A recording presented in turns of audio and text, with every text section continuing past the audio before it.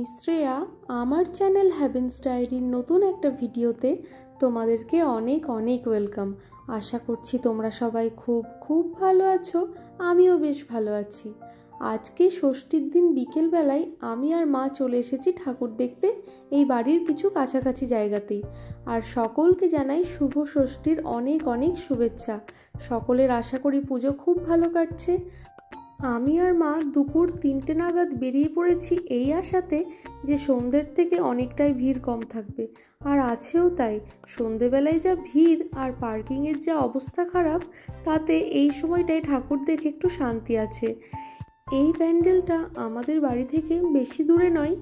এত সুন্দর কারুকার্য করেছে, যেমন বাইরেটা সুন্দর করেছে তেমনই ভিতরটা।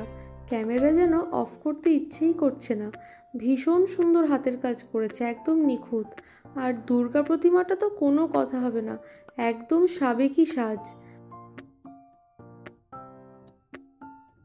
আর উপরে ঝাড়বাতিটা একদম যেন নজর কাড়া, এত সুন্দর লাগছে আর এতটাই বড়, ভীষণ সুন্দর। যাই হোক, এখন আমরা বাইরে বেরিয়ে চলে এসেছি আর ভীষণ সুন্দর দেখলাম।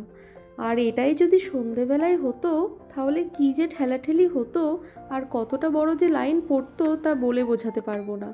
এখন একদম বাইরে থেকে প্যান্ডেলটাকে দেখাচ্ছি, কি দারুণ লাগছে দেখতে, তাই না? ওখান থেকে আমি আরও একটা প্যান্ডেলে চলে এসেছি, আর প্যান্ডেলের ভিতরে ঢুকতেই আমি তো একদম অবাক। চারিদিকে যেদিকেই তাকাচ্ছি শুধু পান্ডা, এত সুন্দর লাগছে। বাচ্চারা এলে তো এখান থেকে ফিরতেই চাইবে না। বড়দেরই মন টানছে, তো বাচ্চাদের আর কি বলবো। এই প্যান্ডেলটাও ভীষণ সুন্দর দেখলাম, আর এটা আমাদের বাড়ির আরও বেশি কাছে। এখান থেকে সোজা চলে যাব কাশিমবাজার ছোট রাজবাড়ির পুজো দেখতে। তবে পথেই পড়েছে কাশিমবাজার বড় রাজবাড়ি, তাই ভাবলাম তোমাদেরকে দেখাই। এটা অনেকটা এখন মেনটেনেন্সের অভাব হয়েছে, তাই ভিতরে আর যাওয়া যায় না। তবে দেখতেই পাচ্ছ কতটা বড় জায়গা জুড়ে। আর এখন আমরা চলে এসেছি কাশিমবাজার ছোট রাজবাড়ি, যেটাকে রয় প্যালেসও বলা যায়। কি অসাধারণ দেখতে লাগছে, তাই না? যেমন বাইরেটা সুন্দর তেমন কিন্তু ভিতরটাও সুন্দর। ভিতরটা 30 টাকা দিয়ে টিকিট কেটে যাওয়া যায়, তবে পুজোর সময় বন্ধ থাকে। পুজোর সময় এখন রাজপরিবারের বংশধররা এসে থাকেন 1 মাস ধরে, তারাই পুজোটা করেন। চলো এবার ওই পুজো যেখানে হয় সেখানে তোমাদেরকে নিয়ে যাই। ভীষণ সুন্দর লাগছে এই সামনের গার্ডেনটা।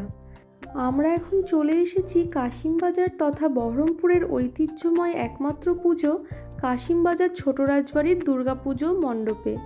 এই যে ভিডিওতে দেখা যাচ্ছে এটা কিন্তু কোনো প্যান্ডেল নয়, এটা হচ্ছে কাশিমবাজার ছোট রাজবাড়ির দুর্গা মন্দির, যেখানে এই পুজোটা হয়। কিছুদিন পরে এখানে জগদ্ধাত্রী পুজোও হবে। কি সুন্দর লাগছে চারিদিকটা দেখো। যতই আমরা প্যান্ডেলে ঘুরে বেড়াই, সাবেকি পুজোর আলাদাই একটা কিন্তু ব্যাপার আছে। ভীষণ সুন্দর লাগছে চারিদিকটা। এবার আমরা এই কাশিমবাজার রাজবাড়ির একদম পাশেই একটা খেলার মাঠ রয়েছে, সেখানকার প্যান্ডেলে চলে এসেছি। এটাও কিন্তু অভূতপূর্ব সুন্দর করেছে। একদম ওই পুরুলিয়ার ছৌ নাচের যে মুখোশগুলো পাওয়া যায়, সেই মুখোশগুলো দিয়েই এই প্যান্ডেলটা করেছে। ভীষণ সুন্দর কারুকার্য করেছে। আমি তো চারিদিকটা পুরো সুন্দর করে ঘুরে ঘুরে দেখলাম। এই পড়ন্ত বিকেলের রোদে এত সুন্দর লাগছে পুরো প্যান্ডেলটা, আর কালারটাও একদম মাস্টার্ড ইয়েলো, ভীষণ সুন্দর করেছে।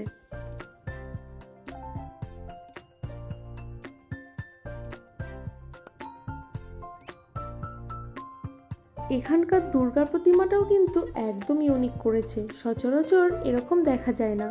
যাই হোক, ওই প্যান্ডেলটা ঘুরে এখন আমরা বাড়িতে চলে এসেছি একটু ফ্রেশ হওয়ার জন্য। আর বিকেল তো হয়েই গেছে, তাই ভাবলাম বাড়ি এসে চাটাও খাওয়া যাক। আর তার সাথে একটু ফ্রেশ হয়ে নিলাম আর টাচ আপ করে নিলাম। তবে ড্রেসটা আর চেঞ্জ করলাম না, কারণ বাইরে যা গরম, যে ড্রেসটাই পরবো সেটাই নষ্ট। এখন সন্ধেবেলায় আবার বেরোচ্ছি, তবে আর মায়ের সাথে না, মা আর যাবে না। এখন যাচ্ছি দিদার সাথে। দিদা ঠাকুর দেখলে এই সন্ধেবেলার লাইটিংয়ের সাথেই দেখবে বলেছে, তাই সন্ধেবেলায় দিদাকে নিয়ে এখন ঠাকুর দেখতে যাচ্ছি। এই প্যান্ডেলটাকে দেখতে পাচ্ছ, গতকালই তোমাদেরকে দেখিয়েছিলাম রাস্তা থেকে, কিন্তু ওপেনিং হয়নি বলে ভিতরে আর যেতে পারিনি। আজকে ভিতরে যাচ্ছি। সত্যিই কাছে থেকে প্যান্ডেলটা ভীষণ সুন্দর লাগছে। আর যেমন বাইরে থেকে সুন্দর, তেমনই কিন্তু ভিতরের দুর্গা প্রতিমাটাও ভীষণ রকম সুন্দর করেছে, সত্যি দৃষ্টি আকর্ষণ করছে, একদম অসাধারণ লাগছে দেখতে। যাই হোক, এই প্যান্ডেলে এখন প্রচুর ভিড় হয়ে গেছে। জাস্ট কালকেই ওপেনিং হয়েছে আর এই এখন সন্ধেবেলায়, বুঝতেই পারছো। এখান থেকে বেরিয়ে আরও একটা প্যান্ডেলে চলে গেছি, আর এটা এবার খুব ভালো করেছে। এই প্যান্ডেলের স্ট্রাকচারটা একটা চায়ের কাপের মতন, আর পুরো প্যান্ডেলটাই 10,000 ধনুচি দিয়ে বানানো হয়েছে। আর ভিতরটাও মাটির হাঁড়ি ফুটো করে তার মধ্যে লাইট দিয়ে ডেকোরেশন করেছে, ভীষণ রকম সুন্দর করেছে এবং ভীষণ ইউনিক।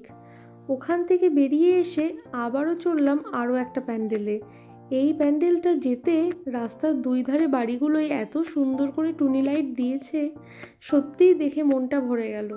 আমার এই প্যান্ডেলের থেকেও রাস্তার লাইটগুলো দেখতে খুব ভালো লাগে।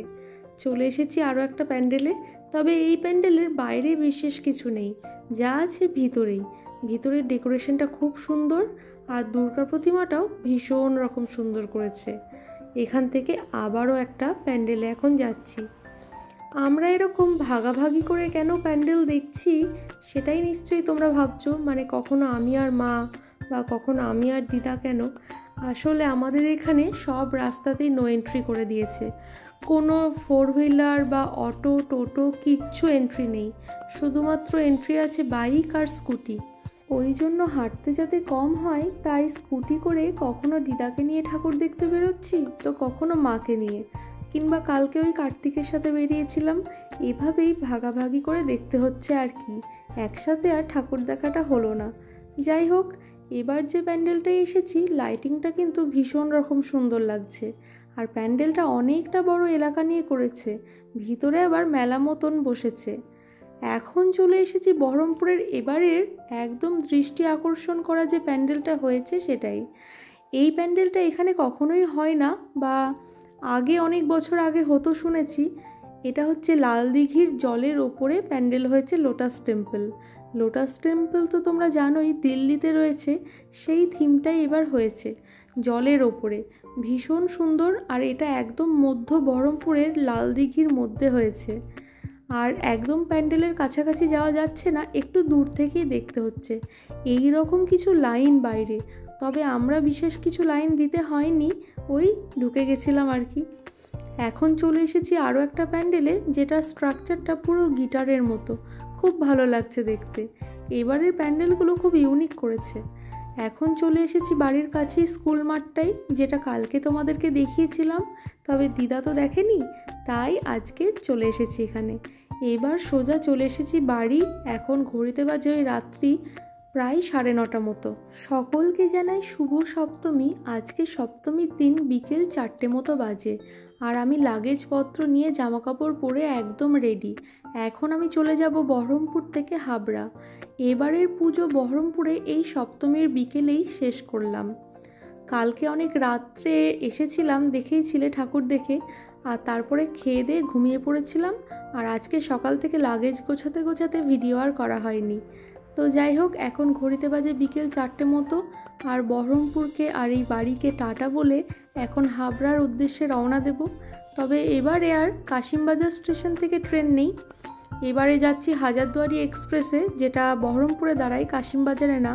তাই সোজা টোটো করে চলে আসছি বহরমপুর স্টেশনে। আমাদের ট্রেনের রিজার্ভেশন টিকিট রয়েছে, আমি বহরমপুর থেকে উঠছি আর কার্তিক পলাশী থেকে উঠবে। যাই হোক, মন খারাপকে সঙ্গে করে নিয়েই আজকে বাড়ি ফিরছি, কারণ যেখানে বড় হলাম সেখানকার পুজো মাত্র 3 দিন দেখে আবার ফিরে যেতে হচ্ছে। কিন্তু কি আর করা যাবে, 2 বাড়ির দায়িত্ব যখন আমার ওপরেই, তখন এটা তো করতেই হবে, এটাই হয়তো কালের নিয়ম। ওই যে দূরে দেখা যাচ্ছে নীল রঙের বিল্ডিংটা, ওটা হচ্ছে বহরমপুর মেডিকেল কলেজ, স্টেশনের একদম সামনেই। এখন স্টেশন প্রায় চলেই এসেছি।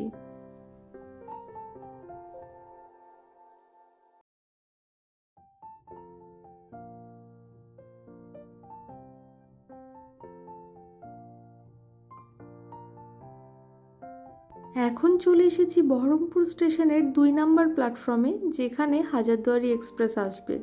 আর ওই 1 নম্বর দিয়ে কাশিমবাজার লালগোলার দিকে একটা মালগাড়ি যাচ্ছে। ট্রেনের কামরায় উঠে সিট দেখে বসে পড়েছি আর লাগেজপত্রও ঠিকভাবে রেখে দিয়েছি। আজকে আমাদের এসিতে টিকিট ছিল আর আমার পাশের সিটটা যথারীতি ফাঁকা রয়েছে, পলাশিতে ভর্তি হবে।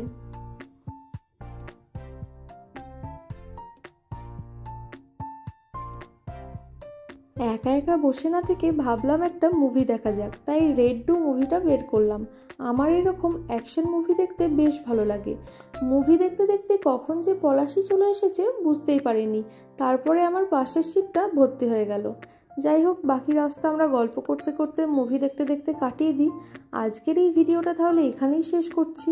তোমাদের যদি ভালো লেগে থাকে তাহলে অবশ্যই লাইক, শেয়ার অ্যান্ড সাবস্ক্রাইব করে দিও, আর ভালো লাগলে অবশ্যই কমেন্ট করো।